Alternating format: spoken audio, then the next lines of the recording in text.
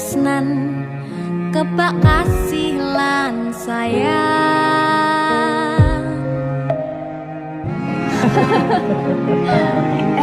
Tapi Juna sok gede jadi apa ya? Nah aku tetap jadi penyanyi ya, bener bapaknya. Aku jadi dokter ya? Tapi belum sak ngarepe anaknya ya? Iya, saya dewasa ini Junda semakin tahu jati dirinya. Ngobrol rano entek ening tengah wengi, tetes embun sing ngancani. Aku sampean koyo lagi kasmaran tenan, mlaku teko tuwa bebarengan,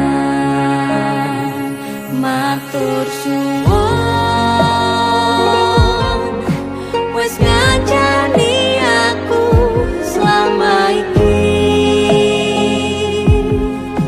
wis iso saling nguat-nguati.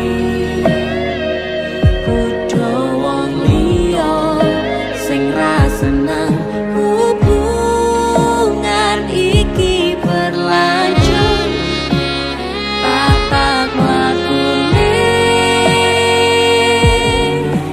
ning cukup patertenan angin saya dewa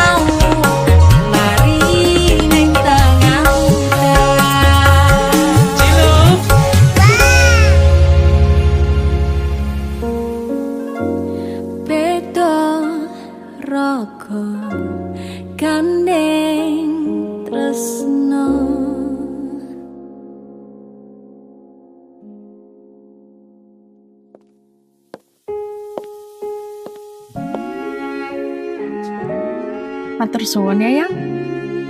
Aku sing matur suwun. Dinggo apa? Ya wis ngancane aku selama iki. Aku beruntung kenal awakmu. Aku ya beruntung wis mbok jak kenalan. Kedaden tenan Aku duwe sesuatu yang duwe omah Apa? sing ra beris. Wah, lapis kukus Tugu Malang saka Malang. Wah, Tapi jangan nggon luar negeri ya, kok iso ya? iki aku sengaja gawakne teko Malang. Aku ngerti, Yang. Gue seneng banget karo lapis kukus Tugu Malang. Yang. Maame ning jero ayo, Yang. Mergo ning jopo banter tenan angine.